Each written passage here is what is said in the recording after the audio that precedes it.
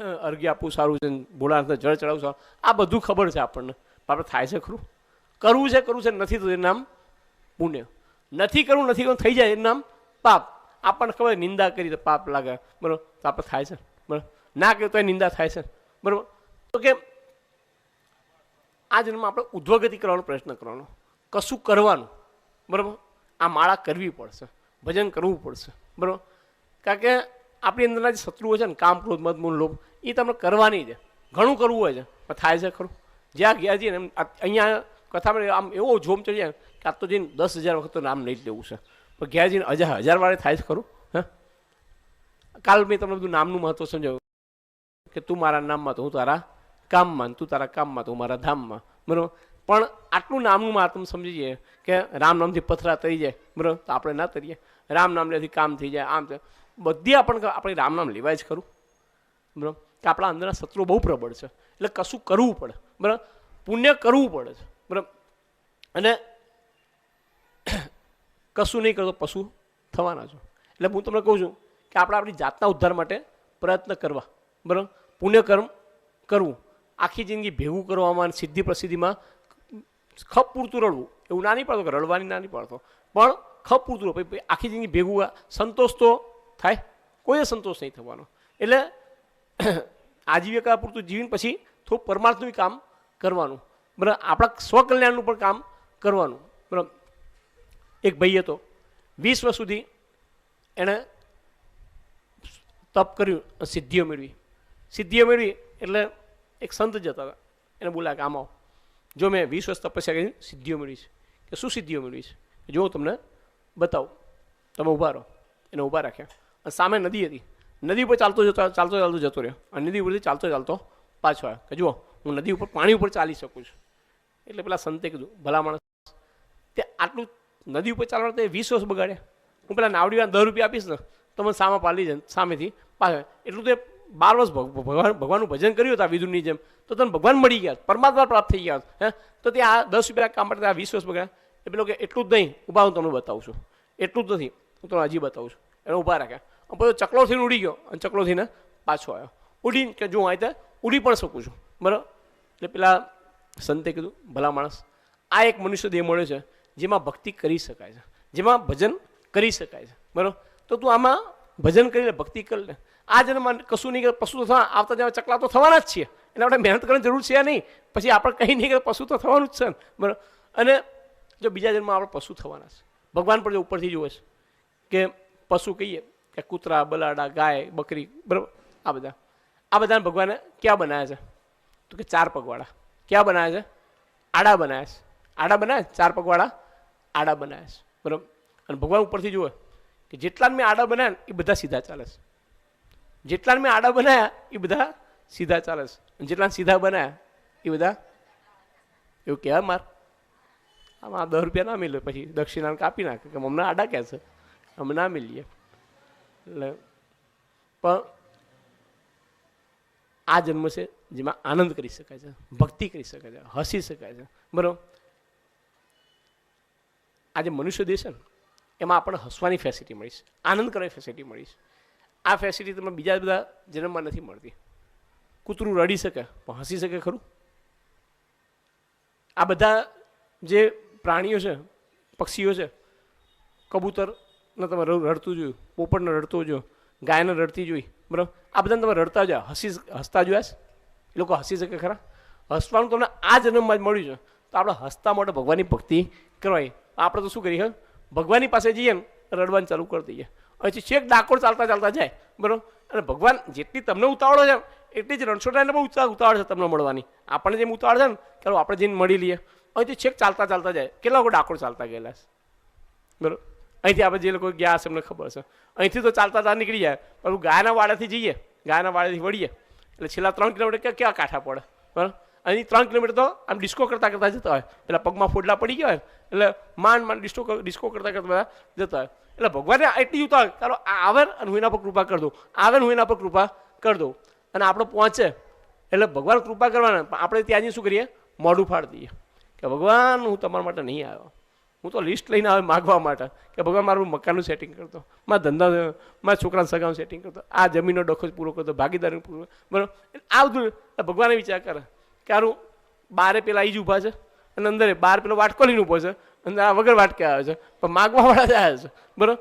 ભગવાન પણ એ જ વિચાર કરે છે, બરાબર.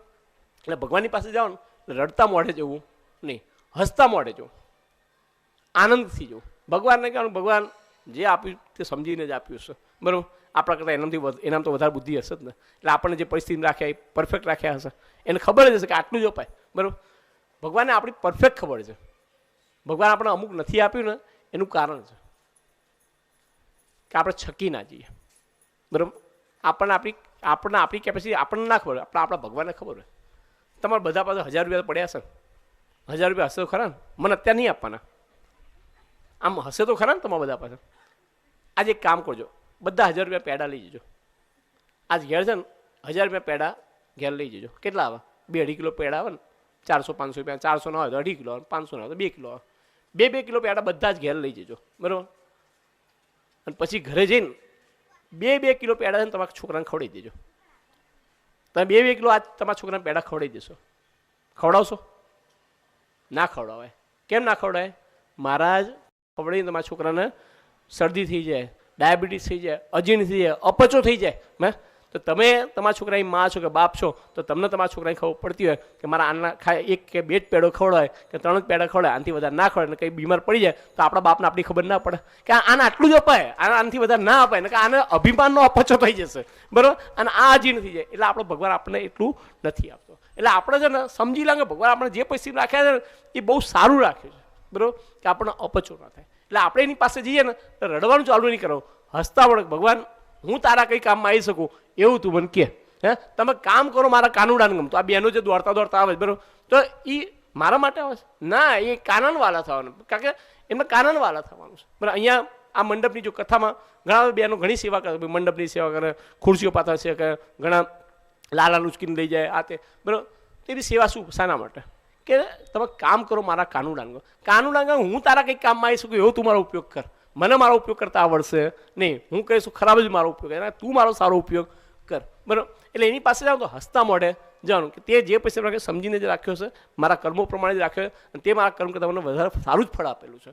એટલે ભગવાન પાસે રડતા ના જવું, કે રડતો માણસ હોય ને ગમે એટલો સુંદર હોય એ કદરૂપો લાગે, અને હસતો હોય ને એ ગમે એટલો કદરૂપો હોય ને સારો જ લાગે. જેમ કે આપણા કહો ડી બ્લોક છે, ડી બ્લોક છે ને આ બાજુ ઈ બ્લોક છે. હવે અહીંથી કોઈક માજી ઉતરે, બરાબર, આ બાજુ પેલા ફ્લેટમાંથી એક માજી ઉતરે, 2 માજીઓ ધારો કે સવારે ભેગા થાય, 2 માજી ભેગા થાય શું થાય? શું થાય? વહુની ખોદણી ચાલુ થાય, બરાબર. એટલે વહુ અહીંથી પેલા માજી ઉતરે, પેલા માજી આમથી આવતા હોય ને એટલે અહીંથી ઉતરે એટલે વહુની ખોદણી ચાલુ કરે, કરી જવા દે માં તો વહુ એવી આવી છે ને આમ છે ને તેમ છે ને આ છે ને તે છે ને કામ કરતી નથી અને કોક દા કરી લે તો પાછું શાક બાળ નાખે ને કાં તો મીઠું મરચું બધા આમ ત્યાં બધું ખોદણી ચાલુ થઈ જાય, બરાબર. એટલે 4-5 દિવસ સુધી તો છે ને પેલા બેન અહીંથી આવશે ને એટલે આ બાજુથી પેલા ઉતરશે ને એટલે વહુની ખોદણી સાંભળશે, બરાબર. પણ પછી 4-5 દિવસ સાંભળશે ને પછી અહીંથી પેલા માજી ઉતરશે, પેલા માજી આમથી ઉતરતા હશે ને અને જોશે ને કે પેલી આવી તો પેલા રસ્તો બધી આમથી ફરીને જશે કે આની પાસે જવું નથી. કેમ? કે આ રડ કરવાની છે, બરાબર. રડ એટલે તમે રોતા હો ને એ કોઈને ગમે નહીં. તો આપણે પણ દ્વારકાધીશ પાસે જઈએ કે રણછોડરાય પાસે જઈએ અને રડ કરીએ તો દ્વારકાધીશ આંખો બંધ રાખીશ, ખબર છે ને? દ્વારકાધીશ આંખો બંધ જ રાખી છે કે ખોલતા જ નથી, કે ખબર આવે શેના માટે આવ્યા છે, ક્યાં માગવા જ આવ્યા છે, બરાબર. એટલે પછી આ ભગવાન આંખો પર એટલે રડ કરવું નહીં, હસતા મોઢે જવું. અને અત્યારનો જમાનો એવો સાહેબ, કોઈ કોઈના દુઃખથી દુઃખી ને કોઈ કોઈના સુખથી સુખી નથી. અહીંથી પેલા તમે કોઈકને દુઃખ કહેશો ને તો પેલા સામેડો પેલો મોટું દુઃખ કહેશે, બરાબર. અહીંથી પેલા માજી ઉતર્યા અને પેલા માજી આવશે અને કહેશે ખાલી જવા દે મારે તો બહુ આવી છે. ભાઈ પેલા માજી કહેશે અલી તાર તો હારી મારી જો તું, હા હું ના ઉઠું ત્યાંથી ઉઠતી, હું ચાવેલું પછી પડી રે પણ બરાબર. કે તાર તો તમે કોઈને કહો ને કે ઓલે મને તાવ આવે, મને તો કોરોના થયો છે, હા મને આ પેલા સામે મોટું દુઃખ કહેશે. એટલે કોઈ કોઈના દુઃખથી દુઃખી નહીં, કોઈ કોઈના સુખથી સુખમાં એવું છે. જો અહીંથી પેલા કોઈ ગાડી લાવશે ને પાડોશીને પેલા પેડા આપવા જાય, પેડા આપવા જાય એટલે શું કરે? સજોડે જાય, બરાબર, કે 4 પેડા લઈ જશે પાડોશીને 4 પેડા આપશે. ભાઈ જ્યાં હસબન્ડ ભાઈ બહાર નીકળશે ને એટલે બેન છે ભાઈને કહે જો કેવું મોઢું ભરી ગયું, કેવું કાળું મેસ મોઢું થઈ ગયું, એને 12 વાગે 2 પેડા વધારે મૂક્યા હતા, હવે તું 12 વાગે જ કે પેડા આપવા ગઈશ, હા અને પાછું અંદર જ ચાલે, કોઈ કોઈના સુખથી સુખી નહીં. પેલા જેવા પેલા બહાર જશે ને તો પછી બંધ કરશે ને એટલે ખબર છે શું ધંધા કરીને ગાડી લાવ્યા છે, આ ધંધા અમારી 2 ગાડીઓ. અહીંયા સુખી નહીં થાય કે ચલો ભાઈ પાડોશી ગાડી લાવે તો કોઈ ક્યાંક દવાખાને જવું છે કે ક્યાંક જાત્રાએ જવું કે ગાડી કામ લાગશે, એવું એ સુખી નહીં થાય. કોઈ કોઈના દુઃખથી દુઃખી નહીં, કોઈ કોઈના સુખથી સુખી નથી. બરાબર, એટલે આપણે છે ને રણછોડરાય પાસે જાઓ ને તો હસતા મોઢે જો, આનંદમાં જો. આ જે એક તમને જન્મ મળ્યો છે એમાં તમને હસવાની ફેસિલિટી મળેલી છે. તો હસતા, અને કથામાં આવો તો કથામાં તો ખાસ હસતા મોઢે બેસવું. મેં તો તમને પહેલા કહી દીધું હતું ને, કથામાં આપણે પહેલાથી મેં કીધું કે આપણે કથામાં કોઈ ચડાવો નથી કરવાનો, કોઈ ઉછાળ નહીં, કોઈ ઝૂલી નથી ફેરવવાની. તો ભાઈ અહીંયા કમસે કમ કથામાં આવો ને તો કથામાં તો હસતા મોઢે બેસવું. ઘણા બહેનો તો આવે ને તો કથામાં આમ નામ જોજો કરો, એટલે પણ શું છે તમે લોકો આવી તો સિરિયસ બેસો ને મને ચિંતાથી કાઢું શું હરખું નહીં એટલે હરખું કરતો, વાળ બરખા નહીં શું હોય, હું મારે ક્યાંનું બધું ભૂલી જાઉં. એટલે એ કથામાં આવે તો કથામાં તમારે બધા હસતા મોઢે બેસો. તમને પહેલાંથી મેં નિશ્ચિંત કરી દે કે તમારે કોઈ જાતનો ચડાવ ઉછામણી છે નહીં, તમે આલુ તો આલજો, ના આલુ તો નહીં આપતો, મારે લાલો બેઠો બધું પૂરું કરી દેશે. પણ અહીંયા આવો ભજનમાં જાઓ, ભજનમાં જોજો તમે મંડળ ચલાવો, મંડળ આમ જોજો, મંડળમાં બધાને ખબર હશે કે જે આગળની 5 બહેનો એ જ ભજન કરતી હોય અને પાછળની તો પાછળ ભાઈ ખોદણી ચાલુ જ છે. અલી પણ ભજનમાં તો શું કા ખોદણી કરે ભાઈ તું? હે, ભજનમાં કંઈ ખોદણી કરવા આવે છે? 2 કલાક ભગવાન, 1 મહિને માંડ 1 ભજન થાય 11 અને કોઈ સારું મંડળ તો પૂનમનો અમાસ અથવા 4 થાય તો 2 અમાસને અને 2 11 ને પૂનમનો અમાસ 4 ભજન કરે. તમે માંડ મહિને 2 કે 3 કલાક કાઢ્યા, ત્યાં જઈને પણ પછી ચાલુ કરવાનું કે પેલી શું કર્યું ખબર પડી? એટલે પણ એ જે કર્યું તું અત્યારે ભજન કર ને બાપા, પેલી ગાય ને એને ડિસ્ટર્બ કરે. બરાબર, એટલે એ ધંધો કરવાનો નહીં. એટલે જે આ જન્મ મળ્યો છે એ શેના માટે મળ્યો છે? ભજન કરવા માટે. આનંદ, અને આનંદ મારો, આનંદ મારે શું તો 50% બીમારી દૂર થઈ જશે. ડૉક્ટર તમને નહીં કહેતા કે તમે હિલ સ્ટેશન જઈ આવો, અહીંયા જઈ આવો. કેમ? તમારું વાતાવરણ બદલાય, તમારા અંદર પરિવર્તન. આપણે વાતાવરણમાં સારા વાતાવરણ જઈએ આપણને અંદરથી આનંદ થાય એટલે આપણી 50% બીમારી દૂર થઈ જાય. એટલે તમને ત્યાં કહું કે આઠે પર આનંદમાં રહેવું, લાલાની સેવા કરો, આઠે પર આનંદ જ છે. બરાબર, જગતની ચિંતા મૂકી દો. હા, ભગવાન શું કહે છે? તું अपने आपको मुझसे जोड़तो, बाकी सब मुझ पे छोड़ दो. બરાબર, બધું એને છોડ્યું, એના પર છોડી દો, એ આપણે પોતાને ભગવાનને સોંપી દો, ભગવાન સંભાળી લે છે. એટલે આ જન્મ મળ્યો છે. બરાબર, બીજા બધા જન્મમાં તો મેં તમને કીધું ને રડવાઈ ફેસિલિટી બધામાં છે. કશું નહીં કરો પશુ થશો. બરાબર, આ કથા આ વિદુરજી કોને કહી રહ્યા છે? આપણને કહી રહ્યા છે. એક જન્મ હું ગાફેલ રહ્યો તો હું દેવો જોડે બેસતો હતો, યમમાંથી આ દાસીપુત્ર, હજુ પણ ગાફેલ લઈશ તો મનુષ્યમાંથી હું પશુ થઈ ગઈ જઈશ. એ કોને કહી રહ્યા છે? એ આપણને. આ મૈત્રેય વિદુરનો સંવાદ નથી, એ આપણો સંવાદ છે, આપણા માટે કીધું છે. પણ આપણે શું વિચાર કરીએ કે આ તો આ એમના માટે જ છે. આપણે કોઈ આપણા માથે લઈએ ખરા? ડાકોરનું શું વખણાય? ડાકોરનું શું વખણાય? ગોટા, બીજું મગજ. શું વખણાય? રણછોડરાય વખણાય લ્યા.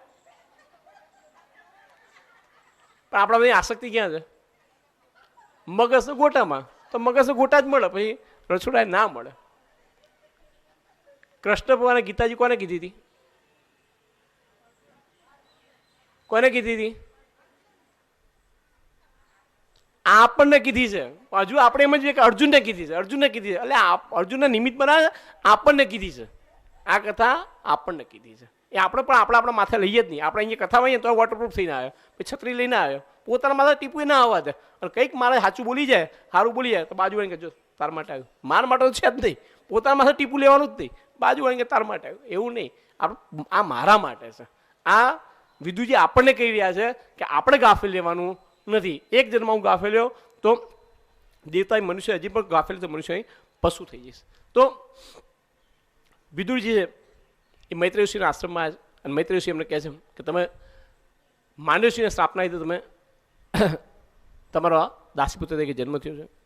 ત્યારબાદ માંડવ્ય ઋષિ છે, અરે મૈત્રેય ઋષિ છે, એ વિદુરજીને કથા કહેવાની શરૂઆત કરે છે. 3 વક્તાને 3 શ્રોતા છે. બરાબર, સુખદેવજી પરીક્ષિતને કહે છે, સુજી સનકાદિક ઋષિઓને કહે છે, અને સુજી સનકાદિક ઋષિઓને કહે છે, સુખદેવજી પરીક્ષિતને કહે છે, અને મૈત્રેય ઋષિ છે એ વિદુરને કહે છે. 3 વક્તાને 3 શ્રોતા છે.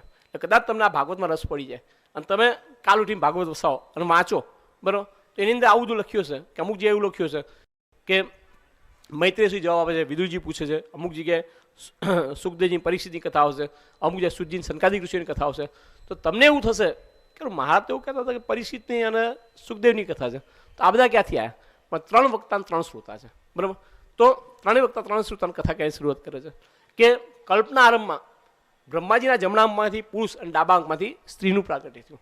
જમણા આંખમાં પુરુષ છે એનું નામ મનુ મહારાજ, ડાબા આંખમાં સ્ત્રી છે એનું નામ શત્રુપા રાણી. દુનિયાની સૌથી પહેલું યુગલ મનુ મહારાજ શત્રુપા રાણીનું પ્રાગટ્ય થયું. અને બ્રહ્માજીએ કીધું કે જાઓ તમે પ્રજાની ઉત્પત્તિ કરો. એટલે મનુ મહારાજે બ્રહ્માજીએ કીધું કે અમે પ્રજાની ઉત્પત્તિ શેના આધારે કરીએ?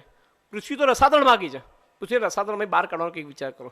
બ્રહ્માજી વિચાર કરતા કે રીતે પૃથ્વી બહાર કાઢવી, એટલામાં એમને છીક આવે છે. અને છીક આવે છે એ નાકમાંથી અંગૂઠાનું પરિમાણ ધરાવતું ભૂંડના આકારનું બચ્ચું જન્મ્યું. અને જો જોતા હોય ભૂંડના આકારનું બચ્ચું મોટું થયું. કોણ હતું?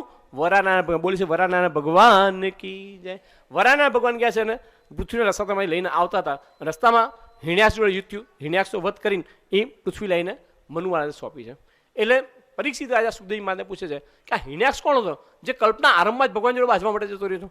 આ કોણ હતો? એટલે એની કથા કહે છે કે એક વખત દીતી છે એ શણગાર સજીને સંધ્યા સમય છે અને કશ્યપ ઋષિ પાસે શણગાર સજીને આવ્યા છે અને કહે છે કે મને અત્યારે સંસાર સુખમાં જોડવાની ઈચ્છા છે. એટલે કશ્યપ ઋષિ કહે છે કે અત્યારે સંધ્યાનો સમય છે, અત્યારે પ્રદોષ કાળ લાગે, શિવજીના ગણો ફરતા હોય, અત્યારે સંસાર સુખમાં જોડાવાય નહીં. પણ દીતી છે એ હઠાગ્રહ પકડે છે, હઠાગ્રહ દુરાગ્રહ પકડે છે. એટલે એના હઠાગ્રહ વસ્તી બંને પતિ પત્ની સંસાર સુખમાં જોડાય છે. પછી કશ્યપ ઋષિએ દીતીને કહે છે કે દેવી ક સમયે આપણે કામ ઊભો કર્યો છે, એટલે મને દેખાય છે કે તમારા ઘરમાં જે 2 પુત્રો આવશે ને એ 2 પુત્રો કોણ આવશે? અસુર આવશે, રાક્ષસ આવશે. એટલે દીતી માફી માગે છે, પ્રભુ મને માફ કરો. એટલે કહે છે કંઈ વાંધો નહીં, તારા 2 પુત્રોનો ઉદ્ધાર કરવા માટે અંત સમયે ભગવાન આવશે. સ્વયં શ્રીહરિ છે એ 2 પુત્રો ઉદ્ધાર કરવા માટે આવશે. એટલે ખુશ થઈ જાય કે હે મારા પુત્રોને છેલ્લે અંત સમયે ભગવાનના દર્શન થશે. પણ દીતીને ખબર છે કે મારા પેટમાં જે 2 આવવાના એ 2 અસુર આવવાના છે. એટલે એને શું કર્યું? 100 વર્ષ સુધી ગર્ભ ધારણ કરી રાખ્યો. 100 વર્ષ સુધી ગર્ભને ધારણ કરી રાખ્યો અને બાળકોને જન્મ આપ્યો નહીં. અને દીતીનો ભાર છે એ પૃથ્વી પર વધ્યો. દીતીનો ભાર પૃથ્વી પર વધ્યો એટલે સૂર્ય અને ચંદ્રનો તેજ ઘટવા લાગ્યો. એ દેવતાઓ ગભરા. દેવતાઓ બ્રહ્માજી પાસે ગયા. બ્રહ્માજીને કહે છે કે આ દીતીના ગર્ભમાં કોણ છે કે જે બહાર આવતા નથી? એટલે બ્રહ્માજી આંખો બંધ કરી વિચાર કહે છે એટલે કે આ તો લાંબી કથા છે કે સૌથી પહેલાં મારા માનસ પુત્ર હતા, સંકાદિક ઋષિ હતા. અને સંકાદિક ઋષિને પ્રવૃત્તિ ધર્મ ના ગમે, નિવૃત્તિ ધર્મ ગમ્યો. અને લોકો સંસારનો ત્યાગ કરીને સંન્યાસ લેવા માટે જતા હતા. એટલે મેં એમને ઊભા રાખ્યા કે તમે લોકો શા માટે સંન્યાસ લઈ રહ્યા છો? એટલે કે અમને આ પૃથ્વીલોકમાં સંસાર અસાર લાગી રહ્યો છે, કે અમને સંસારમાં સાલ લાગતો નથી. બધા જીવો પેટ ભરા થઈ ગયા, જૂઠા બોલા થઈ ગયા, કામ ક્રોધ મદ મોહ લોભમાં બધા ફસાયેલા છે. અમને આ સંસારમાં સાલ લાગતો નથી. કે તમે લોકો ક્યાં ફર્યા? કે અમે બધા ફર્યા. અરે તમે લોકો વૈકુંઠ લોકમાં ગયા હતા? કે ના, અમે વૈકુંઠ લોકમાં નથી ગયા. તમારે જોવા જેવું કંઈક હોય તો વૈકુંઠ લોક છે, તમે વૈકુંઠ લોકમાં જઈ આવો. અને સંકાદિક ઋષિઓ સંકાદિક ઋષિઓ વૈકુંઠ લોકમાં જઈ રહ્યા છે. અને વૈકુંઠનું અહીંયા વર્ણન છે કે વૈકુંઠમાં 7 મોટા મોટા કોટ છે અને 7 મોટા મોટા કોટને ઓળંગીને તમારે ભગવાનને મળવા માટે જવું પડે છે. 6 મોટા મોટા કોટને ઓળંગીને જતા રહે છે. સંકાદિક ઋષિઓ ગયા ત્યારે અડધી આંખો ખુલ્લી, અડધી આંખો બંધ છે. અને નારાયણમાં પિતા છે, લક્ષ્મીમાની માતા છે, આવો ભાવ રાખીને લક્ષ્મીના બોલતા બોલતા ત્યાં જઈ રહ્યા. 6 મોટા મોટા કોટ ઓળંગ્યા. 7મા કોટ આવ્યા ત્યારે કોટ ઉપર આવ્યા ત્યારે 7મા દરવાજે પેલા દ્વારપાળો છે, કોણ? જય અને વિજય, 2 દ્વારપાળો એમને રોક્યા. બીજું કશું ના કીધું, એટલું જ કીધું કે અંદરથી આદેશ હતો તમે અંદર, તો અમે તમને અંદર જવા દઈશું, બાકી અમે તમને અંદર જવા દઈશું નહીં. એટલે સંકાદિક ઋષિએ ત્યાં જઈને ક્રોધ કર્યો, ભગવાનના દ્વારા એને ક્રોધ કર્યો કે શું અહીં લાયકાત નહીં હોય કે શું? અરે લાયકાત ના હોય તો અમે 6 કોટ ઓળંગીને સીધા આવ્યા હોત.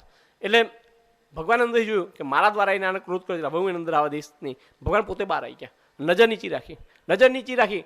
એટલે આ લોકો તો ત્યાં સુધી શ્રાપ પણ આપી. સંકાદિક ઋષિએ જય વિજયને શ્રાપ આપી દો કે તમારી વૃત્તિ છે સાવ હીન વૃત્તિ છે, જાઓ 3 વખત તમારા 3 વખત અસુરકુળમાં જન્મ થશે, રાક્ષસ યોનિમાં તમારો જન્મ થશે. એટલે શ્રાપ આપી દીધો છે. અને બહાર આવ્યા ભગવાન નજર નીચી રાખી, સંકાદિક ઋષિને નજર ના આપી. એટલે સંકાદિક ઋષિએ પોતાની ભૂલ સમજાણી, માફી માગવા લાગ્યા. એટલે કે ના ના, તમે જે કોઈ વાત સાચી છે, ભગવાન કહે છે તમે જે કરો એ સાચું છે, તમે બ્રાહ્મણો છે મારું મુખ છો, આ રીતે બોલે છે. એટલે સંકાદિક ઋષિઓ મનમાં વિચાર કરે છે કે ભગવાન બધું એમ કહે છે કે બરોબર છે એમ કહે છે, તમને નજર આપતા નથી. એટલે એમને પોતાની ભૂલ સમજાવી કે અમારે ક્રોધ પર વિજય મેળવ્યો નથી, અમારે ક્રોધ પર વિજય મેળવવા માટે જવું પડશે. અને પાછો તપ કરવા માટે જતા રહ્યા. આ બાજુ ભગવાને છે એ એમના જે દ્વારપાળો છે જય અને વિજય, એમને સાંત્વના આપી કે તમે ચિંતા ના કરશો, તમારો 3 વખત અસુરકુળમાં જન્મ થશે ને તો તમારો ઉદ્ધાર કરવા માટે હું 4 જન્મ લઈશ. યાદ રાખજો, કાલ પૂછીશ પાછો મૌખિકમાં. તમારો 3 વખત અસુરકુળમાં જન્મ થશે તો તમારો ઉદ્ધાર કરવા માટે હું કેટલા જન્મ લઈશ? 4 જન્મ. કયા 3 જન્મ થયા છે જય વિજયના? તો હિણ્યાક્ષ અને હિરણ્યકશિપુ, રાવણ અને કુંભકર્ણ અને શિશુપાલ અને દંતવક્ત્ર. કે તમારા 3 વખત, તો મારો કેટલી વખત? 4 વખત. તો હિરણ્યાક્ષ માટે હમણાં કયો અવતાર લીધો? વરા અવતાર, બરાબર. હિરણ્યકશિપુ માટે કયો અવતાર છે? નૃસિંહ અવતાર. પછી રાવણ અને કુંભકર્ણ માટે રામ અવતાર. શિશુપાલ દંતવક્ર માટે કૃષ્ણ અવતાર. કે તમારા 3 અવતાર, હું તમારા માટે 4 અવતાર લઈશ.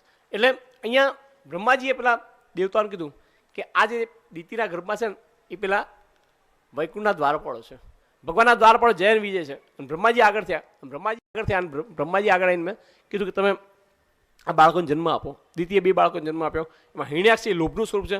સીધો જ પહેલાં લૂંટવા માટે ગયો, પહેલાં સ્વર્ગમાં ગયો, સ્વર્ગમાં દેવતાઓ સંતાઈ ગયા. પાતાળમાં બેઠો, પાતાળમાં વરુણદેવે કીધું કે અમે તો યુદ્ધમાં નિવૃત્તિ લીધી છે, તમારે લડવું હોય તો હમણાં જ સાક્ષાત શ્રી હરિએ વરા આવતા લીધું, તમે એની જોડે યુદ્ધ કરવા માટે જાઓ. અને એની પાસે યુદ્ધ કરવાને હિરણ્યાક્ષ જાય છે. અને એ સમયે ભગવાન એના ડાબા જડબા ઉપર ગદાનો પ્રહાર કરે છે અને પૃથ્વી લાઈને મનુ મહારાજને શત્રુપારાણીને સોંપે. વરા ભગવાન છે એ સંતોષનું સ્વરૂપ છે, એટલે પોતાની જે મળી બીજાને આપી દેવું. મનુ મહારાજ શત્રુપારાણીને પૃથ્વી સોંપે છે અને કીધું જાઓ તમે પ્રજાની ઉત્પત્તિ કરો. અને મનુ મહારાજ શત્રુપારાણીને બેને 5 સંતાન થાય છે. 5 સંતાનમાં 3 દીકરી અને 2 દીકરા, આકૃતિ, દેવહૂતિ અને પ્રસૂતિ. અને 2 દીકરાના નામ છે ઉતાનપાદ અને પ્રિયવ્રત. એમાં દેવહૂતિ છે, દેવહૂતિના વિવાહ કર્દમ ઋષિ સાથે કરવામાં આવ્યા છે. કર્દમ ઋષિએ સરસ્વતી નદીના કિનારે ખૂબ તપ કર્યું અને પોતાના હાડકાએ ઓગાળી દીધા. અને ભગવાને જોયું તેમની ભગવાનની આંખમાંથી આંસુ પડ્યા અને બિંદુ પડ્યું. બિંદુનું બન્યું બિંદુ સરોવર બન્યું. પછી કર્દમ ઋષિએ ભગવાને કીધું કે તમે કંઈક વરદાન માગો. પ્રભુ, મારા દાદાની ઈચ્છા કે હું વિવાહ કરું, બ્રહ્માજીની ઈચ્છા કે હું વિવાહ કરું, એટલે આપ મને સ્ત્રી સંગની સત્સંગ આપજો. એટલે કહે છે કે આજથી પરમ દિવસે ત્રીજા દિવસે મનુ મહારાજ શત્રુપાલાની પોતાની દીકરી દેવહૂતિને લઈને તમારી પાસે આવશે, તમે જો વિવાહની હા પાડજો. એટલે અને હું તમારે ત્યાં પુત્ર રૂપે પ્રગટ થઈશ, હું તમારો ત્યાં પુત્ર રૂપે પ્રગટ થઈશ, આવું કહે છે. અને ભગવાન અંતર ધ્યાન થાય છે. આ બાજુ મનુ મહારાજ શત્રુપાલાણીને પોતાના દીકરીના વિવાહની ચિંતા છે. ત્યાં નારદજી આવે છે. નારદજી કહે છે કે તમે દેવહૂતિના વિવાહ છે એ કર્દમ ઋષિ સાથે કરાવડાવો. એટલે શત્રુપા રાણી કહે છે કે વાત સાચી છે. એના લક્ષણો રાજકન્યા જેવા નહીં, પણ ઋષિપત્ની બનવા જેવા જ છે. એટલે મનુ મહારાજ શત્રુપા રાણી દેવહૂતિ ત્રણે રથમાં બેસીને કર્દમ ઋષિના આશ્રમમાં આવે છે. અને કર્દમ ઋષિના આશ્રમનું અહીંયા વર્ણન જોયું છે. વર્ણન જોઈને ખુશ થઈ જાય મનુ મહારાજ કે દિવ્ય વાતાવરણ છે. બધા અમુક ઋષિઓ છે ઝાડની સેવા કરે છે, અમુક છે એ યજ્ઞ કરી રહ્યા છે, અમુક જાપ કરી રહ્યા છે. અને એ સમયે કર્દમ ઋષિ પણ પોતે તપ કરી રહ્યા હતા. પણ એમ જોયું કે આ મનુ મહારાજ શત્રુપા રાણી આવ્યા, મારા ભાવિ સસરા, ભાવિ સાસુ, ભાવિ પત્ની આવ્યા છે. એમણે પોતાના વ્રતની સમાપ્તિ કરી પોતે ગયા છે. અને એમને આગતા સ્વાગતા કરવાનો પ્રયત્ન અને મનમાં વિચાર કર્યો કે ભગવાને પાત્ર મોકલીશ, દેવહૂતિને મોકલીશ, એટલે એમાં જોવાનું હોય નહીં, પણ લાય હું એની પરીક્ષા કરી ગયો. પરીક્ષા કરવા માટે શું કરે છે કર્દમ ઋષિ? દેવહૂતિને મનુ મહારાજ શત્રુપા રાણી ત્રણેને 3 આસન આપે છે. ત્રણેને બેસવા માટે આસન આપે છે. એટલે મનુ મહારાજ શત્રુપા રાણી બેસી જાય છે. દેવહૂતિ મનમાં વિચાર કરે છે કે આ મારા થવાળા પતિ છે, આ મારા થવાળા પતિ છે. પતિ આસન પાથરે અને પત્ની બેસે તો પાપ લાગે. અને જો એના આપેલા આસનનું હું અનાદર કરીશ, બરાબર, તેમનું અપમાન થશે. એટલે કરવું શું? દેવહૂતિ શું કરે છે? આસન પોતાના હાથનો આગળનો પંજો મૂકી દે છે અને પોતે પાસે બેસી જાય. શું વિચાર કરે છે કે પતિ આસન પાથરે પત્ની બેસે તો પાપ લાગે, બરાબર. તો આ બધું તમારે પણ જીવનમાં ઉતરવાનું કે પતિ આસન પાથરે પત્ની બેસે તો પાપ લાગે. એટલે તમે લોકો ઘેર જઈને સાંજે કહો છો ને કે હું વાસણ કહું ત્યાં તો પથારી કરી દો, તો એ કરાવવાનું નહીં, બરાબર. ભાઈઓ 10 રૂપિયા એક્સ્ટ્રા આપજો, તમારા માટે કહું છું, બરાબર. 10 રૂપિયા બધા આપજો વધારે, કે પતિ આસન તમારા લોકોને કામ ઓછું કરાવડાવું. કે પતિ આસન પાછળ પત્ની બેસે તો પછી પાપ લાગે, બરાબર. એટલે આપણે એ નહીં કરવાનું. અહીંયા જોયું ને દેવહૂતિએ પોતે હાથનો આગળનો પંજો મૂક્યો. મારા જ્યોતિબેન વિચાર કરે કે પોતે ઘેર પાથરતા કે નહીં પાથરતા હોય. પછી ભાઈ હું તો પાથરું છું, કે મારો છે ને એ તો મારું નહીં સાંભળતી, કથાય નહીં સાંભળતા, હું તો પાથરું પણ તમે ના પથરાવતા, બરાબર. એટલે અહીંયા દેવહૂતિ હાથનો આગળ પંજો મૂકે અને એની આ ચેષ્ટાને કર્દમ ઋષિ પામી જાય. કર્દમ ઋષિ મનુ મહારાજને કહે છે કે મને વિવાહ મંજૂર છે, પણ વિવાહ માટે મારી એક શરત છે. બિનલબેન હમણાં રવા દો ને, થોડી પાણી છે પછી ડિસ્ટર્બ થશે. કોઈને જોઈતું હોય તો ઊભા થઈને લઈ લો, તો હું બ્રેક પાડ દઉં 5 મિનિટ, નહીં તો રવા દો સિવા. પછી હમણાં કોઈને જોઈતું હોય બ્રેક પાડ દો, તમે તો 2 મિનિટ બ્રેક પાડ દો ભાઈ શક્તિરાજભાઈ. કર્દમ ઋષિ જઈ દીતીની આ ચેષ્ટાને પામી ગયા છે. અને મનુ મહારાજને કહે હું લગ્ન માટે તૈયાર છું, પણ મારી એક શરત છે, એક પુત્ર થશે ત્યાં સુધી હું સંસારમાં આવીશ, એક પુત્ર થઈ જાય પછી હું સંન્યાસ લઈ લઈશ. એટલે મનુ મહારાજ વિચાર કરે છે કે આવો કેવો જમાઈ છે કે જે લગ્ન પહેલાં જ સંન્યાસની વાત કરી રહ્યા છે. એટલે દેવહૂતિ છે એ હા પાડે છે કે મને મંજૂર છે. અને કરદમસિંહ દેવહૂતિના વિવાહ થાય છે. કરદમસિંહ દેવહૂતિના વિવાહ થાય છે. બંને પતિ પત્ની એક જ ઘરમાં રહ્યા છે 12 વર્ષ સુધી, પણ એટલા સંયમથી રહ્યા છે કે બંને એકબીજા જોડે વાતચીત પણ કરી નથી. દેવહૂતિ એટલી સારી સેવા કરે કે જમવાના ટાઈમે જમવાનું પાણી આપી દે, કપડાં આપી દે, અને પેલા પોતાના જપ તપ ધ્યાનમાં રહે અને આ પોતાનું ઘરકામ કરે. 12 વર્ષ સુધી એક જ ઘરમાં રહ્યા પણ બંને એક શબ્દની પણ વાતચીત કરી નથી. એક દિવસ દેવહૂતિ ઘરકામ કરતા હતા અને કરદમસિંહ નજર પડી. તમે શરીર ઓગળી ગયું હતું દેવહૂતિનું. એટલે મનમાં વિચાર કરે છે કે જ્યારે એ આવી ત્યાં તો કેટલી હૃષ્ટપુષ્ટ હતી અને અત્યારે એનું શરીર ઓગળી ગયું છે. એટલે કહે છે કે તે મારી સેવામાં ઘણું શરીર ઓગાળી દીધું, તે મારી ઘણી સારી સેવા કરી છે, તારે તું કંઈક વરદાન માંગ.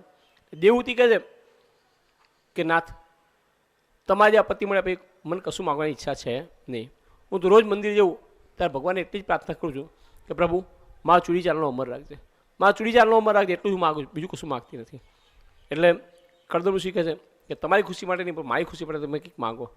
એટલે પછી દેવહૂતિ કહે છે કે નાથ, તમારી ઈચ્છા હોય તો મને એક પુત્રનું દાન કરો. આપણે લગ્ન સમયે આપણે કીધું હતું કે આપણે એક પુત્ર થશે ત્યાં સુધી આપણે સંસારમાં રહીશું, તો તમારી ઈચ્છા હોય તો મને એક પુત્રનું દાન કરો. એટલે કહે છે કે તમારું શરીર જે દુર્બળ થઈ ગયું છે, જાઓ તમે સામે સ્નાન કરી આવો સરોવરમાં. અને બિંદુ સરોવરમાં સ્નાન કરવા માટે જાય છે. જ્યાં સ્નાન કરવા માટે જાય છે ત્યારે ત્યાં આગળ 9 અપ્સરાઓ પ્રગટ થાય છે. અપ્સરાઓ પ્રગટ થાય એને બાજુ પર બેસાડી એમને નવડાવે છે અને સુંદર નવયુવતી જેવું એને શરીર પ્રદાન કરે છે. પોતે પણ નવયુવાન જેવું શરીર ધારણ કરે છે અને યોગથી વિમાન ઉત્પન્ન કરે છે. યોગથી વિમાન ઉત્પન્ન કરે છે અને કરદમસિંહ દેવહૂતિ બંને વિમાનમાં બેસે છે અને 100 વર્ષ સુધી વિમાનમાં વિહાર કરે છે. 100 વર્ષ સુધી વિમાનમાં વિહાર કરે છે અને વિમાનમાં બધી જાતની લક્ઝુરિયસ ફેસિલિટી બધી જ ફેસિલિટી હતી. અને એ વિહાર દરમિયાન એમને 9 કન્યાઓના જન્મ થાય છે. 9 કન્યાઓનો જન્મ થાય છે એટલે કરદમસિંહ વિચાર આવે છે કે હું કેટલો સારો સંન્યાસી હતો, ભગવાનનું ભજન કરતો હતો, તપ કરતો હતો, અને હું ક્યાં ભોગવિલાસમાં જોડાઈ ગયો. બધા દાગીના ઉઠાવીને ફેંકી દે છે કે હું પાછો સંન્યાસ લઈ લઉં. દેવહૂતિ કહે કે નાથ, તમે સંન્યાસ લો એની મારી ના નથી, પણ જો તમે સંન્યાસ લઈ લેશો તો આ 9 દીકરીઓ મારું કોણ? એટલે કે એ બધું હું ના જાણું. પ્રભુએ આપણને કીધું આપણા ત્યાં પરમાત્મા પ્રગટ થવાના હતા, આપણા દીકરાઓ પર જન્મ લેવાના હતા, અને જો ભગવાન ના આવ્યા એટલે આપણે સંન્યાસમાં જોઈએ. અને બંને પતિ પત્ની આ વખતે સંન્યાસ લે છે અને તપમાં જોડાય છે. અને આ વખતે દેવહૂતિને ગર્ભ રહે છે. ગર્ભનું જે તેજ છે કંઈક અલગ છે. એટલે બધાને ખબર પડી ગઈ કે પરમાત્માને પ્રાગટ્યનો હવે સમય થઈ ગયો છે. એ સાધુ સંન્યાસી યોગીઓ સંતોનો આનંદ થયો છે. કાર્તક માસની કૃષ્ણ પક્ષની 5મ બુધવારે મધ્યાહન કાળે કપિલનારાયણ ભગવાનનું પ્રાગટ્ય છે. બોલી કપિલનારાયણ ભગવાન કી જય. જો પહેલાં 9 કન્યાઓ આવી અને પછી ભગવાન આવ્યા. એટલે પહેલાં 9ધા ભક્તિ આવે અને પછી ભગવાન આવે. તો કેમ ભગવાન આવ્યા છે અને